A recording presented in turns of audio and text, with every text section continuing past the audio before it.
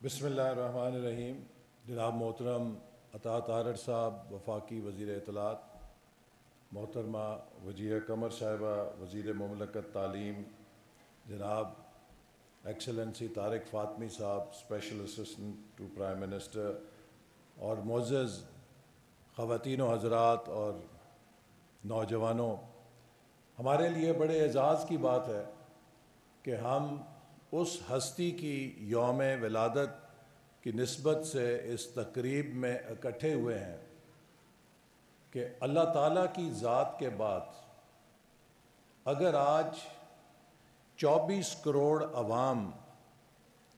تحفظ کے ساتھ، آزادی کے ساتھ، اپنے شناخت کے ساتھ، اپنے وطن کے ساتھ ان فضاؤں میں سانسیں لے رہے ہیں، تو اس کا سہرا صرف اور صرف ایک شخصیت کو جاتا ہے، اور اس کا نام قائد اعظم محمد علی جناح ہے۔ قائد اعظم 1930 کے بعد سے اپنی صحت کے حوالے سے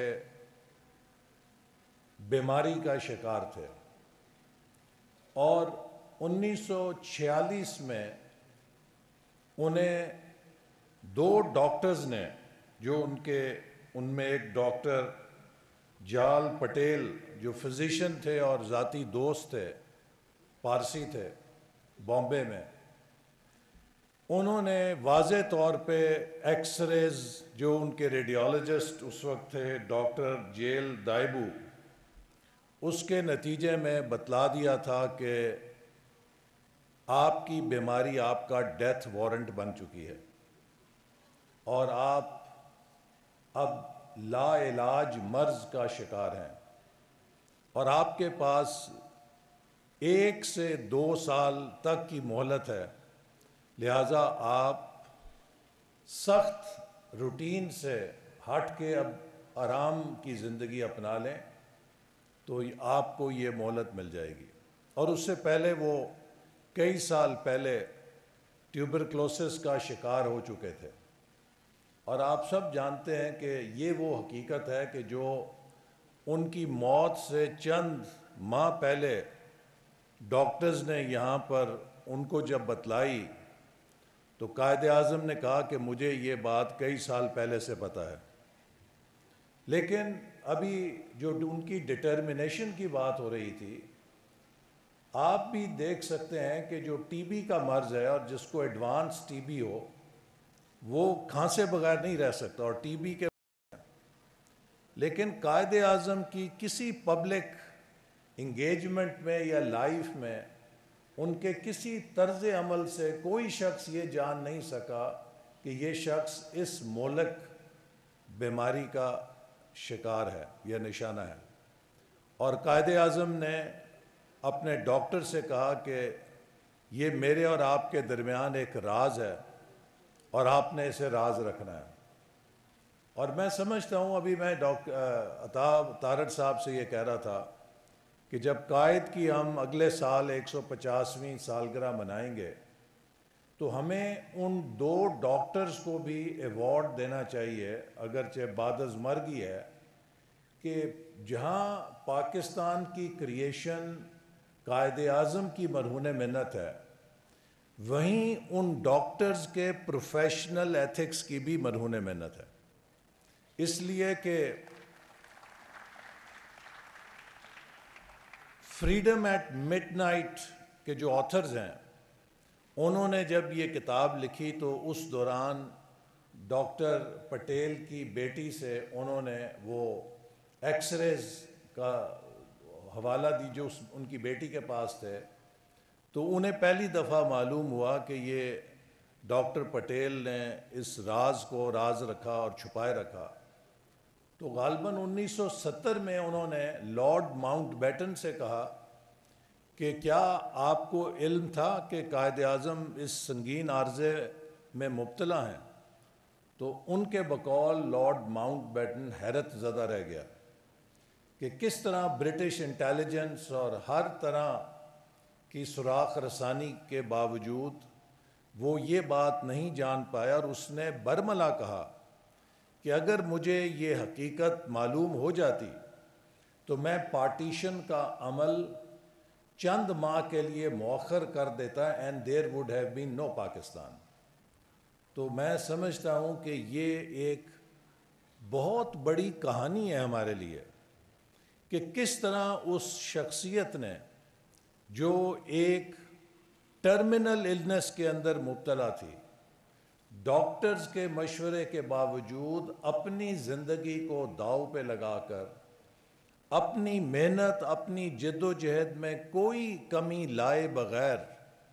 انہوں نے پاکستان کی آزادی کی منزل حاصل کی، اور ہم اس ہستی کا جس قدر بھی قرض ادا کرنے کی کوشش کریں قرض ادا نہیں کر سکتے۔ جیسا کہ ابھی آپ سے کہا گیا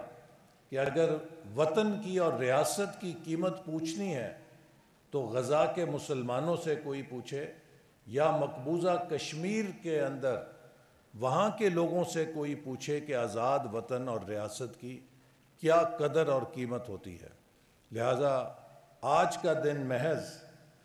قائد اعظم کو خراج تحسین پیش کرنے کا ایک کیلنڈر کا دن نہیں ہے، بلکہ آج کا دن ان کی اس جد و جہد، ان کے اس مشن سے جڑنے کا دن ہے، اور اس الاؤ کو دوبارہ زندہ کرنے کا دن ہے کہ جو الاؤ انہوں نے ساؤتھ ایشیا کے منتشر مسلمانوں کے دلوں میں جلا کر ان کو ایک ناقابل تسخیر اور ناقابل شکست قوت بنا کر پاکستان حاصل کیا، اور انہیں یہ بھی معلوم تھا کہ اس پاکستان کی بنیاد ہم نے اس نوآبادیاتی نظام کے تسلط سے نکل کر حاصل کرنی ہے، چونکہ لارڈ ماؤنٹ بیٹن کی خواہش تھی کہ وہ پاکستان کے وائسرائے بھی بنے،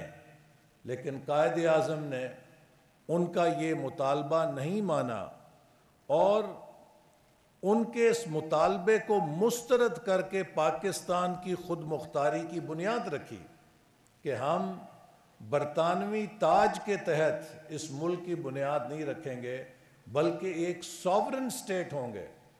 اور لارڈ ماؤنٹ بیٹن نے ان سے کہا کہ کیا آپ جانتے ہیں کہ آپ کو اس کی قیمت ادا کرنی پڑے گی؟ قائد اعظم نے کہا کہ مجھے معلوم ہے کہ شاید چند ہزار کلومیٹر علاقہ یا مربع میل آپ ہم سے چھین لیں گے، لیکن قائد اعظم نے پاکستان کی ساورن سٹیٹ ہونے کی بنیاد پر سمجھوتا نہیں کیا، اور یہی وجہ ہے کہ جب مسلم سٹوڈنٹس فیڈریشن کا ایک ڈیلیگیشن قائد اعظم کو مبارکباد دینے گیا پاکستان کی کامیابی کے بعد، تو وہ کہتے ہیں کہ جب ہم وہاں پر گئے تو قائد اعظم کسی بڑے خوشگوار موڈ میں مسکرا رہے تھے، لیکن جب ہم نے قائد اعظم کو مبارکباد دی کہ اے قائد آپ کو مبارک ہو کہ ہمیں اپنی منزل مل گئی، تو وہ کہتے ہیں کہ قائد اعظم ایک دم سنجیدہ ہو گئے اور انہوں نے کہا کہ یہ وہ پاکستان نہیں ہے کہ جو ہم چاہتے تھے، ہمیں تو ایک مورچہ ملا ہے اور ہم نے اس مورچے سے پاکستان حاصل کرنا ہے۔ چونکہ پاکستان سے کشمیر بھی چھین لیا گیا اور کئی علاقے چھینے گئے، تو وہ چاہتے تھے کہ یہ پاکستان جو ہمیں ملا ہے یہ ایک مورچہ ہے، اور ہم نے اصل پاکستان جو ہم سے چھینا گیا ہے اسے بھی حاصل کرنا ہے اس مورچے سے، لیکن بدقسمتی سے ہم اس مورچے کی بھی حفاظت نہ کر سکے اور 25 سال بعد آدھا پاکستان ہم سے جدا ہو گیا۔ آج پھر موقع ہے کہ جب اللہ تعالیٰ نے ہمیں مارکہ حق کی صورت میں ایک عظیم الشان کامیابی عطا کی ہے کہ ہم قائد اعظم کی اس خواہش کو پورا کرنے کے لیے اس ملک کو مارکہ ترقی کے ذریعے اتنا مضبوط کریں کہ یہ ملک ساؤتھ ایشیا نہیں بلکہ پوری دنیا کے مسلمانوں کی امیدوں کا مرکز بن جائے۔ تو آج کا دن ہمیں اس تحریک اور جذبے کو دوبارہ زندہ کرنے کا تجدید کا دن ہے کہ جس سے ہم نے قائد اعظم کے اس ادھورے مشن کو پورا کرنا ہے۔ میرے معزز حاضرین اور نوجوانوں، قائد اعظم کسی طاقت کے گھرانے میں پیدا نہیں ہوئے تھے، وہ کسی سیاسی گھرانے میں پیدا نہیں ہوئے تھے۔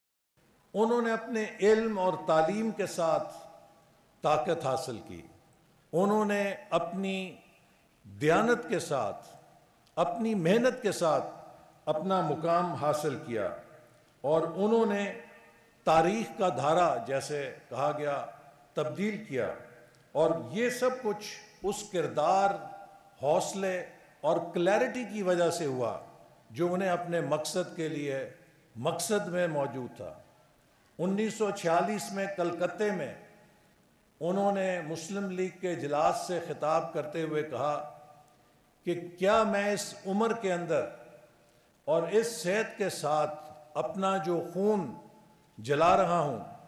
اور محنت کر رہا ہوں تو یہ کس لیے کر رہا ہوں؟ میں ایک بہت پرتعیش زندگی گزار سکتا ہوں، میں یہ سب کچھ اس لیے کر رہا ہوں تاکہ میری قوم کے عام آدمی، غریب آدمی، میں ان کی زندگی کو تبدیل کر سکوں اور ہوتا دیکھ سکوں۔ ان کے جتنے اقتصادی تصورات ہیں وہ کیپٹلزم کی نفی کرتے تھے، اگرچہ وہ کسی بھی لحاظ سے سوشلسٹ یا کمیونسٹ تو نہیں تھے، لیکن وہ پرائیویٹ انٹرپرائز کو ایک گریڈ کے طور پہ بھی قبول نہیں کرتے تھے۔ تو وہ پرائیویٹ انٹرپرائز کو اسلام کے سوشل جسٹس کے اصولوں کے ساتھ ملا کر ایک ایسی فلاحی ریاست قائم کرنے کی سوچ رکھتے تھے کہ جو اپنے شہریوں اور بالخصوص غریبوں کی زندگی اور تقدیر بدلنے کا ذریعہ بن سکے، ایک ایسی ریاست جو سب کے لیے شمولیت اور انکلوسیوٹی کا ذریعہ ہو، ایک ایسی ریاست جس میں ہر شخص کو اپنی محنت اور صلاحیت پر اپنی نسل، زبان یا مذہب کی بنیاد پر کسی تفریق کا سامنا کیے بغیر آگے بڑھنے کا موقع ملے۔ میرے بہنوں اور بھائیوں، تحریک پاکستان کی ایک جہت جسے ہم شاید اپنی نظر سے اوجھل کر دیتے ہیں وہ یہ ہے کہ پاکستان کیوں قائم کیا گیا۔ پاکستان بنانے کی ضرورت اس لیے پڑی، جیسے کہ ابھی آپ نے آفاقی صاحب سے بھی سنا کہ جب یوم نجات منایا گیا اور کانگریس کی وہ حکومتیں ختم ہوئیں کہ جنہوں نے مسلمانوں کے خلاف ان کی ثقافت کی بنیاد پہ، ان کی شناخت کی بنیاد پر، ان کی حیثیت کی بنیاد پر ان سے معاشی اور سماجی تفریق روا رکھی، ان کو دوسرے درجے کا شہری بنایا، تو وہ مسلمان جو سب سے بڑی ہندوستان میں مائنورٹی تھے، جب ان کے حقوق انہیں نہیں ملتے نظر آئے اور یہ نظر آیا کہ اگر یہ یونائٹڈ انڈیا رہا تو اس کے اندر مسلمانوں کے ساتھ وہی سلوک ہوگا جو آج آپ مودی سرکار کے ذریعے وہاں کے مسلمانوں پہ ظلم کے پہاڑ ٹوٹتے ہوئے دیکھ رہے ہیں۔ تو یہ قائد اعظم کی فراست تھی کہ انہوں نے اور اس مسلمان مائنورٹی کو اس اکثریت کے ہاتھوں استحصال ہونے سے بچایا۔ اگر پاکستان اس بنیاد پہ بنا کہ مسلمان متحدہ بھارت میں بحیثیت اقلیت محفوظ نہیں تھے اور انہیں اپنے حقوق کے لیے ایک علیحدہ ریاست قائم کرنی پڑی، تو میرے بہنوں اور بھائیوں، اگر پاکستان کے اندر کوئی اقلیت غیر محفوظ ہو تو کیا یہ نظریہ پاکستان کی نفی نہیں ہے؟ تو کیا ہے؟ نظریے پاکستان میں جہاں مسلمانوں نے اپنی تہذیب ثقافت کی بنیاد پر اپنی ملک کی تشکیل کا مطالبہ کیا، وہیں اس کا یہ بھی لازم جز ہے کہ اس پاکستان کے اندر اس بات کا بھی اعلان شامل تھا کہ پاکستان میں کوئی اقلیت خود کو اس طرح غیر محفوظ نہیں سمجھے گی جیسے متحدہ ہندوستان میں مسلمان بحیثیت اقلیت غیر محفوظ تھے۔ لہٰذا اس پاکستان کے اندر ہر پاکستانی کو آگے بڑھنے کے برابر کے مواقع فراہم کرنا ہماری قومی ذمہ داری ہے اور قائد کا وہ ویژن ہے جس کے لیے ہم سب کو دن رات محنت کرنی ہے۔ پاکستان بنانے کا قطعاً یہ مقصد نہیں تھا کہ پاکستان دنیا کی غریب قرض لینے والے ملکوں کی فہرست میں ایک اور ملک کے طور پہ کھڑا ہو۔ پاکستان کو، جیسے میں نے کہا کہ قائد ایک تجربہ گاہ بنانا چاہتے تھے، اقبال کے افکار کی روشنی میں، کہ یہ ثابت کیا جا سکے کہ 1400 سال بعد بھی مسلمان ایک کامیاب جدید ریاست قائم کر سکتے ہیں۔ آج ہم نے اسی اصول کو اپنے سامنے رکھ کر پاکستان کی تعمیر نو کرنی ہے۔ پاکستان نے 1947 میں قائد اعظم کی وفات کے بعد کئی حوادث کا سامنا کیا، لیکن میرے بہنوں اور بھائیوں، ہماری 78 سال کی تاریخ میں کامیابیاں بھی ہیں اور ناکامیاں بھی ہیں۔ ہمیں اس ملک کے اندر اپنی کامیابیوں سے اعتماد پیدا کرنا ہے، لیکن اپنی ناکامیوں کو ایک چیلنج کے طور پہ سامنے رکھ کر اسی جذبے سے کام کرنا ہے کہ جس جذبے کے ساتھ 1946 میں ایک ایسا شخص جو ٹرمینل النس جسے لاحق ہو چکی تھی، جس کو ڈاکٹرز نے آرام کی تجویز دی تھی، لیکن اس نے نہ دن دیکھا نہ رات دیکھی، ہمارے لیے یہ مورچہ بنا کے دم لیا تاکہ ہم کسی کے رحم و کرم پہ نہ ہوں، ہم ایک آزاد وطن کے شہری ہو سکیں، ہم ایک آزاد وطن میں رہ کر اپنی عزت، اپنی شناخت کے ساتھ دنیا کے سامنے سر فخر سے بلند کر کے کھڑے ہو سکیں۔ آج اس خواب کو شرمندہ تعبیر کرنا ہمارے اوپر قائد اعظم کا قرض ہے اور ان ہزاروں افراد کی قربانیوں کا قرض ہے جنہوں نے پاکستان کی خاطر ہجرت کرتے ہوئے اپنے خون کے نذرانے پیش کیے۔ اسی مشن کے تحت وزیر اعظم شہباز شریف نے پاکستان کے مستقبل کے لیے اڑان پاکستان کا منصوبہ بنا کر اس سفر کا آغاز کیا ہے۔ یہ ہماری تجدید ہے قائد اعظم کے اس مشن کے ساتھ کہ ہم نے پاکستان کو اگر مارکہ حق سے ناقابل تسخیر دفاعی قوت کے طور پہ ثابت کیا ہے، تو اب ہم نے پاکستان کو ایک ناقابل تسخیر معاشی قوت بنانا ہے اور اس کے لیے مارکہ ترقی جیتنا ہے۔ مارکہ ترقی جیتنے کے لیے پاکستان کے ہر شہری کو، پاکستان کے ہر فرد کو قائد اعظم کا ہر شعبے میں سپاہی بننا ہے۔ طالب علم کو اپنی کلاس روم میں اس محنت کے ساتھ کام کرنا ہے جس محنت کے ساتھ قائد اعظم نے یہ ملک بنانے کے لیے کام کیا تھا۔ پاکستان کے کسان کو اسی جذبے کے ساتھ پاکستان کو زراعت میں خوشحال کرنے کے لیے محنت اور جستجو کرنی ہے جس محنت اور جستجو سے قائد اعظم نے اپنی بیماری کے ساتھ اس ملک کو بنا کر ہمیں تحفے میں دیا۔ پاکستان کے صنعت کاروں کو، پاکستان کے انجینئرز کو، پاکستان کے ڈاکٹرز کو، پاکستان کے پروفیشنلز کو، پاکستان کے سرکاری افسروں کو، پاکستان کے تاجروں کو، پاکستان کے علماء کو، پاکستان کے وکلاء کو، ہر طبقے کے فرد کو اپنے اپنے شعبے میں محمد علی جناح بن کر پاکستان کے مارکہ ترقی میں اپنا کردار ادا کرنا ہے۔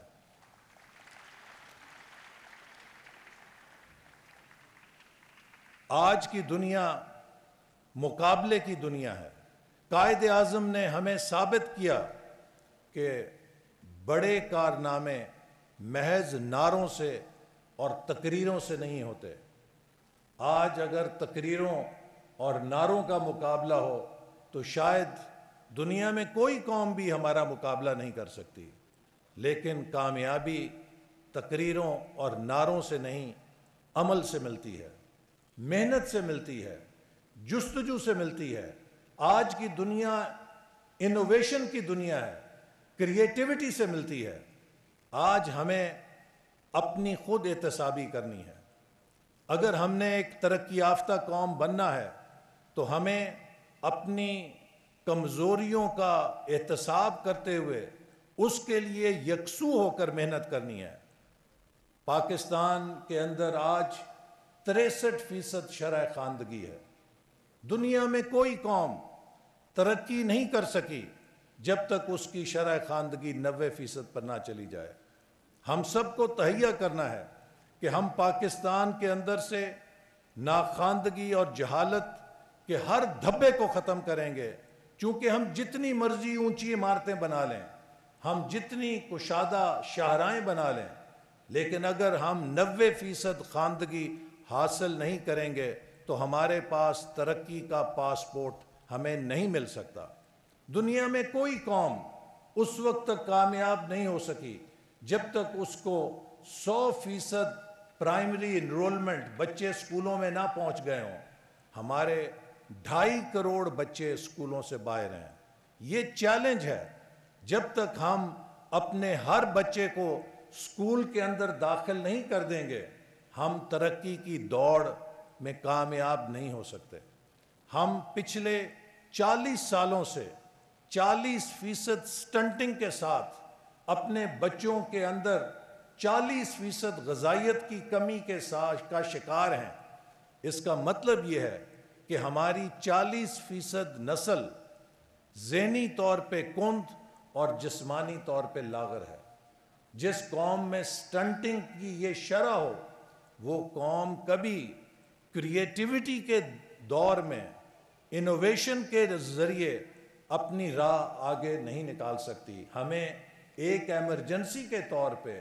سٹنٹنگ کے اوپر قابو پانا ہے، جس کا تعلق صرف غذائیت سے نہیں ہے، اس کا تعلق ہمارے رہن سہن سے بھی ہے، صاف پانی کی فراہمی سے بھی ہے اور ہمارے ماحول کی صفائی سے بھی ہے۔ دنیا میں کوئی ملک 2.55% آبادی میں اضافے کی شرح سے کامیاب نہیں ہو سکا۔ دنیا میں جتنے ملک کامیاب ہوئے ہیں انہوں نے آبادی میں اضافے کی شرح پہ قابو پایا ہے تاکہ ان کے وسائل اور ان کی آبادی میں توازن پیدا ہو سکے۔ ہمیں بھی فیصلہ کرنا ہے کہ کیا ہم ان پڑھ، بیمار اور لاغر بچوں کی فوج چاہتے ہیں، یا ہم تعلیم یافتہ صحت مند بچوں کی وہ نسل تیار کرنا چاہتے ہیں کہ جن کی ہم خوراک تعلیم کا بندوبست کر سکیں اور وہ پاکستان کا سرمایہ بن سکیں۔ پاکستان کے یہ وہ شماری اشاریے ہیں، جب تک ہم ان کو درست نہیں کریں گے اس وقت تک ہماری ترقی کا خواب شرمندہ تعبیر نہیں ہوگا۔ اسی لیے اڑان پاکستان میں جو 5 ایز یا 5 ستون بنائے گئے ہیں، ان میں 5واں ستون پاکستان کے سماجی انڈیکیٹرز، تعلیم، صحت، آبادی پہ قابو اور نوجوانوں اور خواتین کی ترقی میں شمولیت سے تعبیر ہے، اور اس کے لیے حکومت وزیر اعظم کی نگرانی میں نئے منصوبے شروع کر چکی ہے، جن کا مقصد یہ ہے کہ ہم اس ملک کی تعلیم کو دنیا کا بہترین تعلیمی نظام میں ڈھالیں۔ ہم اس ملک سے ہیپاٹائٹس کا خاتمہ کریں، اس ملک سے ڈائبٹیز کا خاتمہ کریں، اور اس ملک کی آبادی میں اضافے کی شرح کو قابو میں لا کر وسائل اور آبادی میں توازن پیدا کریں۔ اسی طرح ہم اس ملک کی خواتین کو 23%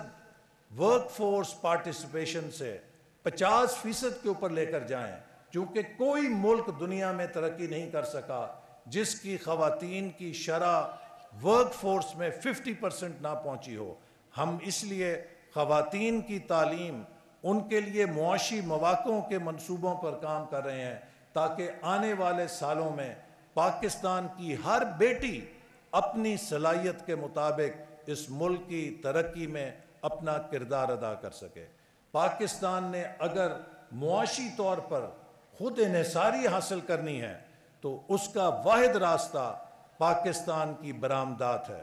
پاکستان اگر برآمداتی ملک نہیں بنے گا تو ہم ہمیشہ ڈالروں کے لیے قرض لینے پر مجبور ہوں گے، دوست ممالک سے پیسے لینے پہ مجبور ہوں گے۔ پاکستان کے ہر نوجوان کو ایک انٹرپرینور بن کر پاکستان کے لیے ایکسپورٹس پیدا کرنی ہے، اور اس کے لیے ہم نوجوانوں کو امپاور کر رہے ہیں۔ وزیر اعظم کا جو ڈیجیٹل امپاورمنٹ پروگرام ہے، اس کے تحت نوجوانوں کو لیپ ٹاپس دیے جا رہے ہیں، ڈیجیٹل سکلز دیے جا رہے ہیں تاکہ پاکستان کے نوجوان، اگر ہم ایک نیوکلیئر پاور ہیں تو اس نوجوان ایسٹ کے بدولت جو پاکستان کا اصل اثاثہ ہے، ہم پاکستان کو ایک انفارمیشن پاور بنا سکیں، دنیا کی لیڈنگ انفارمیشن پاور بنا سکیں۔ اور یہ نوجوانوں نے پہلے ہی ہمیں دنیا کی 4th بگیسٹ ای لانسنگ کنٹری بنا دیا ہے، چونکہ ان نوجوانوں کو گزشتہ 10 سالوں میں ہماری حکومتوں نے 10 لاکھ سے زیادہ لیپ ٹاپ دے کے امپاور کیا، اور یہ دنیا میں ان نوجوانوں نے اپنے کامیابی کے جھنڈے گاڑے۔ ہماری خواہش ہے کہ پاکستان کا ہر نوجوان پاکستان کی ڈیجیٹل اکانومی کا معمار بنے تاکہ اس کے ذریعے ہم پاکستان کو 21ویں صدی کی جدید معیشت بنا سکیں۔ یہی قائد کے اڑان پاکستان کا تصور ہے۔ لیکن میرے بہنوں اور بھائیوں، اگر ہم نے قائد اعظم کے اس پاکستان کو حاصل کرنا ہے، اور اگر ہم اس قائد اعظم کے پاکستان کو آج تک حاصل کرنے میں ناکام رہے ہیں، تو اس کا جواب آپ کے سامنے 3 حروف کے اندر لکھا ہوا ہے۔ قائد اعظم ہمیں کامیابی کی کنجی 3 الفاظ میں دے گئے تھے: یونٹی، فیتھ اینڈ ڈسپلن۔ ہمیں اپنی صفوں میں اتحاد پیدا کرنا ہے۔ جو لوگ ہمیں تقسیم کرنا چاہتے ہیں، جو لوگ ہماری صفوں میں انتشار پیدا کرنا چاہتے ہیں، ہم نے ان آوازوں کو مٹا کر یکجہتی، بھائی چارے اور اپنی قوم کے اتحاد کی پکار پر لبیک کہہ کر ایک مضبوط قوت بننا ہے۔ دنیا میں کوئی قوم انتشار اور فساد کے ساتھ ترقی نہیں کر سکی۔ پاکستان ایک عظیم قوم ہے، لیکن ہماری عظمت ہمارے اتحاد کے اندر پنہا ہے۔ آئیے آج عہد کریں، قائد اعظم کی روح کے ساتھ عہد کریں کہ ہم پاکستان کے اتحاد کو پارا پارا کرنے کی کسی کو اجازت نہیں دیں گے۔ دوسرا نقطہ فیتھ ہے۔ ہمیں اپنے اندر اور اپنے خدا پر ایمان مضبوط رکھنا ہے۔ اگر ہمارا خود پہ یقین ہوگا، فیتھ ہوگا، ایمان ہوگا کہ ہم ایک پازیٹیو تھنکنگ کے ساتھ آگے چل سکتے ہیں۔ قائد اعظم نے بھی جیسے اپنی زندگی سے ثابت کیا کہ اگر آپ یقین محکم رکھتے ہوں تو دنیا میں کوئی طاقت آپ کے یقین کو شکست نہیں دے سکتی۔ جب قائد اعظم نے پاکستان کا مطالبہ کیا تو لوگ حساب کتاب لگا رہے تھے، نمبر گن رہے تھے، ہماری سیٹیں گن رہے تھے، لیکن قائد اعظم نے نمبروں کا حساب نہیں لیا۔ انہوں نے قوم کی ڈیسٹنی اور قوم کے پوٹینشل کو دیکھتے ہوئے اور اس یقین کو دیکھتے ہوئے جو اقبال کی سوچ ہماری قوم میں زندہ کر گئی تھی، اس یقین محکم کو دیکھ کر انہوں نے پاکستان کا مطالبہ کیا، اور 7 سالوں میں ہم نے بے سر و سامانی کے ساتھ پاکستان بنا دیا۔ آج تو ہمارے پاس وسائل ہیں، بجٹ ہیں، یونیورسٹیاں ہیں، دفاتر ہیں، فیکٹریاں ہیں، سب کچھ ہے، تو کیا ہم 2035 تک اس ملک کو $1 ٹریلین اکانومی نہیں بنا سکتے؟ ہمیں صرف خود پہ یقین کرنا ہے اور محنت کرنی ہے، تو انشاءاللہ تعالی ہم 2035 تک $1 ٹریلین اکانومی بننے کے ہدف کو حاصل کریں گے۔ اور آخری بات ڈسپلن، کہ جب تک ہم اپنی زندگی میں نظم و ضبط نہیں لائیں گے، جب تک ہم اپنی محنت کے اندر نظم و ضبط نہیں لائیں گے، تو آپ کے اندر جتنی مرضی انرجی ہو، جتنا مرضی ٹیلنٹ ہو، جب تک وہ ڈسپلن نہیں ہوتا وہ کارگر اور نتیجہ خیز نہیں ہو سکتا۔ تو آئیے عہد کریں کہ ہم یونٹی، فیتھ اور ڈسپلن کو اپنا کر پاکستان کے ہر شعبے میں بھرپور محنت کریں گے، اور یہ نوجوان آنے والے دور کے موجد ہوں گے۔ ہم نے خلاؤں کی تسخیر کرنی ہے، ہم نے اس ملک کو دنیا کے ہر شعبے میں بلندی کے اوپر لے کر جانا ہے، تاکہ ہر مقام پر، ہر سطح پر میڈ ان پاکستان ایک برانڈ بن کر دنیا کے ہر مارکیٹ کے اندر موجود ہو۔ ہر پاکستانی سائنٹسٹ، ہر پاکستانی پروفیشنل اپنی ساکھ کے ساتھ دنیا کے ہر شعبے میں اپنی صلاحیت کا لوہا منوا رہا ہو۔ یہ ہے وہ قائد اعظم کا مشن جس کے لیے آج ہمیں تجدید کرنی ہے، جس آگ کو ہم نے دوبارہ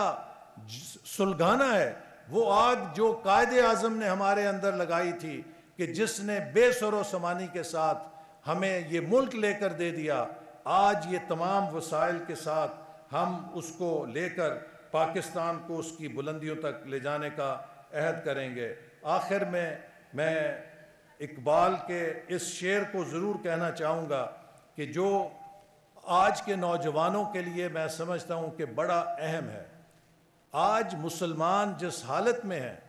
فلسطین میں 1 کروڑ کا ملک ہے، اس نے 2 ارب مسلمانوں کو بے بس کر دیا۔ کیوں؟ ہماری علم کی قیادت ختم ہو گئی ہے۔ جب تک ہمارے پاس علم کی قیادت تھی تو اسپین سے لے کر، غرناطہ سے لے کر بغداد اور پوری یورپ تک اس کی دھاک تھی، اور یورپ سے لوگ ہماری یونیورسٹیوں سے آ کر تعلیم حاصل کرتے تھے۔ لیکن جب ہم نے علم اور تحقیق کی روایت ترک کر دی تو ہم دنیا کی پستیوں پہ گر گئے۔ اور اقبال اس چیز کو ان اشعار کے ساتھ نہایت خوبصورتی کے ساتھ بیان کرتے ہیں کہ جو ہر نوجوان کے لیے ایک پیغام ہے۔ اور اقبال فرماتے ہیں کہ آتی ہے دم صبح صدا عرش بری سے، کھویا گیا کس طرح تیرا جوہر ادراک، کس طرح ہوا کند تیرا نشتر تحقیق، ہوتے نہیں کیوں تجھ سے ستاروں کے جگر چاک، مہر و انجم نہیں محکوم تیرے کیوں تیری نگاہوں سے لرزتے نہیں افلاک۔ آئیے وہ نظریں دوبارہ پیدا کریں کہ جن سے افلاک لرزیں، تو قائد اعظم کا پاکستان بھی انشاءاللہ بنانا ہمارے لیے بہت آسان ہو جائے گا۔ وہ علم کی قیادت پیدا کریں کہ جس کے ساتھ ہم دوبارہ اس عظمت رفتہ کو جو ہم سے کھو گئی تھی وہ حاصل ہو جائے۔ اور پھر اقبال یہ بھی کہتے ہیں ہم سے کہ نسل اگر مسلم کی مذہب پر مقدم ہو گئی، اڑ گیا دنیا سے تو مانند خاک رہ گزر، کہ اگر ہم نسل زبان کے اندر تقسیم ہو گئے، میں پنجابی، وہ پشتون، وہ بلوچی، وہ سندھی، وہ کشمیری، وہ گلگتی، اگر یہ شناخت ہماری اعلیٰ شناخت کے اوپر آ گئی تو اقبال کہتا ہے کہ تم مٹی کی طرح ہوا زمانے کے اوپر، زمانے سے اڑ جاؤ گے، تمہارا نام و نشان مٹ جائے گا۔ تو ہمیں اپنی اس شناخت پر کہ ہم پاکستانی ہیں، اس پاکستانی شناخت پہ فخر کرنا ہے، اور اس شناخت کے اوپر مل کر ایک قوت بننا ہے، اور اس تقسیم کو بھلانا ہے کہ جو ہمیشہ ہمیں تاریخ میں کمزور کرنے کا باعث بنی۔ چونکہ اقبال نے ہی کہا کہ فرد قائم ربط ملت سے ہے، تنہا کچھ نہیں، موج ہے دریا میں اور بیرون دریا کچھ نہیں۔ پاکستان زندہ باد۔